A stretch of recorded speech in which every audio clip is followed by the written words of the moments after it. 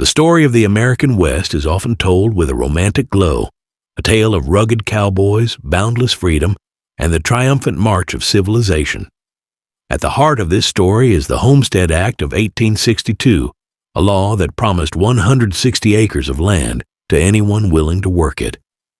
This promise pulled hundreds of thousands of people into the heart of the continent, all chasing the dream of a new beginning in a land advertised as a lush garden.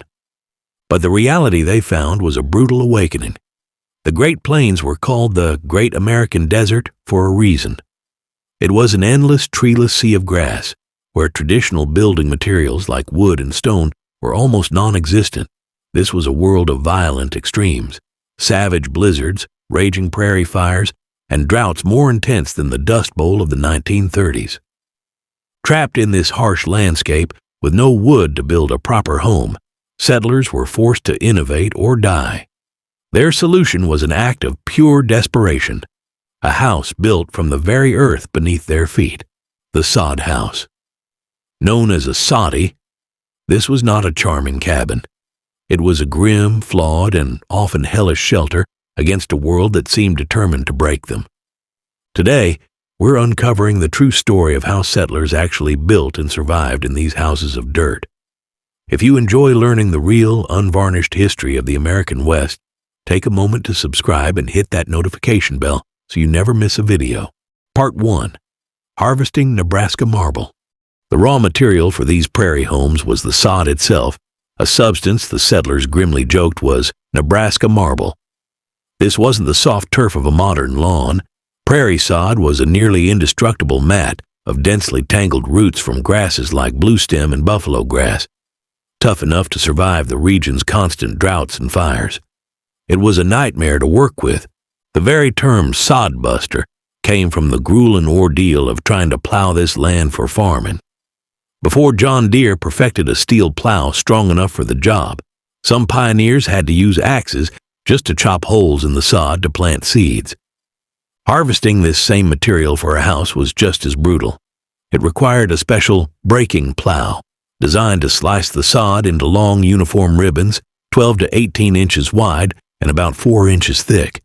A team of oxen would drag the plow, cutting the strips, which then had to be chopped by hand with a spade or an axe into rectangular bricks, usually 2 or 3 feet long.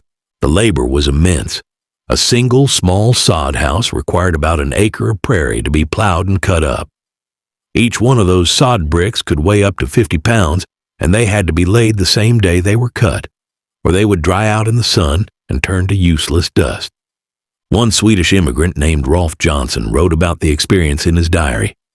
Building sod houses, especially when the wind blows, is not quite as pleasant as being out buggy riding with a girl. One's nose, eyes, mouth, ears, and hair gets full of loose dirt. The name Nebraska Marble captured the cruel irony of their existence. The very toughness of the sod that made it a farmer's greatest obstacle was the exact same quality that made it a viable, if miserable, building material. They were literally building their homes from their greatest enemy. Part 2. Raising walls of living dirt. Constructing a soddy was a unique kind of masonry, combining brute strength with a few clever tricks needed for working with a living, unstable material. It began with no foundation. The builders simply cleared and leveled a patch of ground, tamping their earth down until it was almost as hard as concrete. This packed dirt was the floor. A wooden floor was a luxury few could even imagine. Then the walls went up, layer by heavy layer. There was one critical technique that everyone followed: lay the sod bricks grass side down. This was ingenious. The tough prairie grass roots, which were still alive, would then grow upward into the brick on top of them. Over time, this would knit the individual blocks together, turning the wall into a single, solid, semi-living unit. They used traditional masonry principles, staggering the joints on each layer to avoid creating weak seams. And because the walls were massive, often 2 to 3 feet thick, they would lay every third or fourth layer of bricks crosswise, locking the inner and outer sections of the wall together to keep them from separating. Putting in doors and windows was a race against gravity. Windows were one of the most expensive parts of a soddy, and the glass had to be protected from the crushing weight of the walls. As the walls were built up, wooden frames were set in place. The key was something called the settling gap. Builders would intentionally leave a space of a few inches above the window and door frames, loosely stuffing it with grass or rags. Over the next few months, the immense weight of the sod would cause the walls to compress and settle downward. That gap provided a buffer, allowing the wall to settle without putting its crushing force directly onto the wooden frame and shattering the precious glass. Part 3.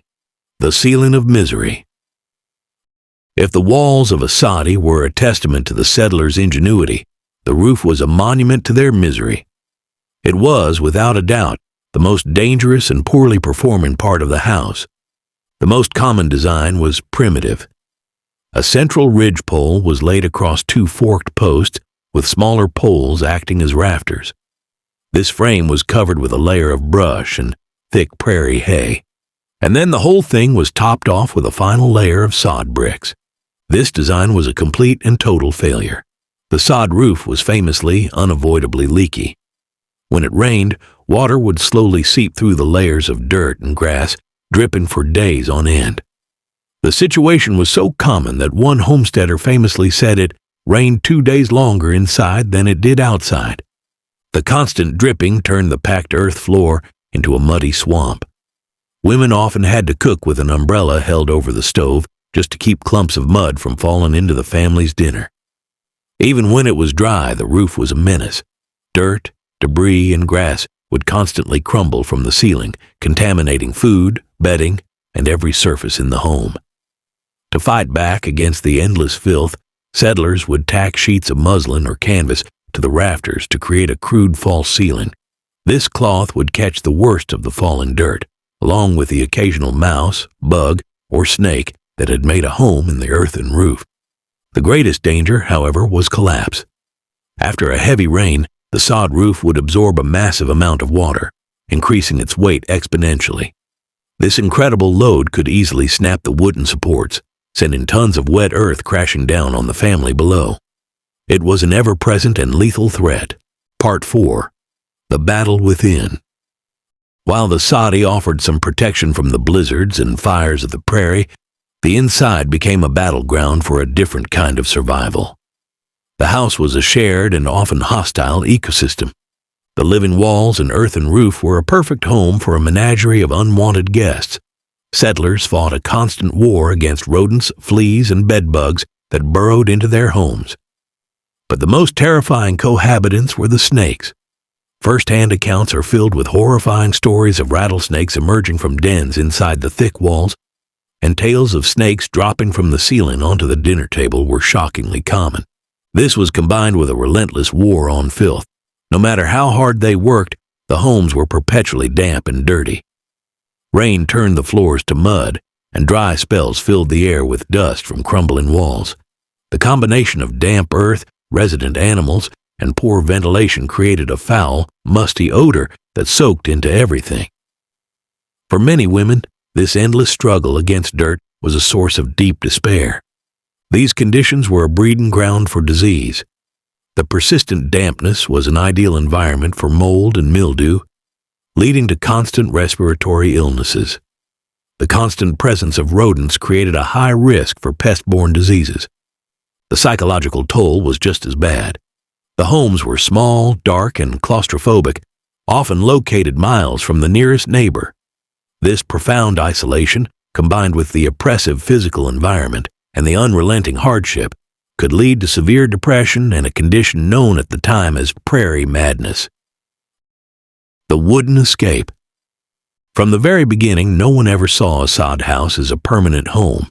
It was a temporary inconvenience, a grim necessity to survive the first brutal years of homesteading. The average soddy had a functional lifespan of only 6 or 7 years before decay made it unstable. The one thing that finally ended the sod house era was the railroad. As steel tracks pushed deeper into the plains, they brought something the settlers had always lacked: affordable, milled lumber. As soon as a family could scrape together enough money, they abandoned their soddy for a proper frame house. This wasn't just an upgrade. The wooden house was a powerful symbol of success, of permanence, of civilization itself. It was an escape from the daily grinding war against dirt, dampness, and vermin. It meant having dry floors, clean air, and a roof that didn't threaten to kill you in your sleep. The sod house stands as a testament to the incredible resilience and desperate ingenuity of the American pioneer. But it has never achieved the romantic nostalgia of the log cabin, for a simple reason. For the people who actually built and lived in them, they weren't symbols of rustic charm. They were symbols of a hellish reality they were all too grateful to leave behind.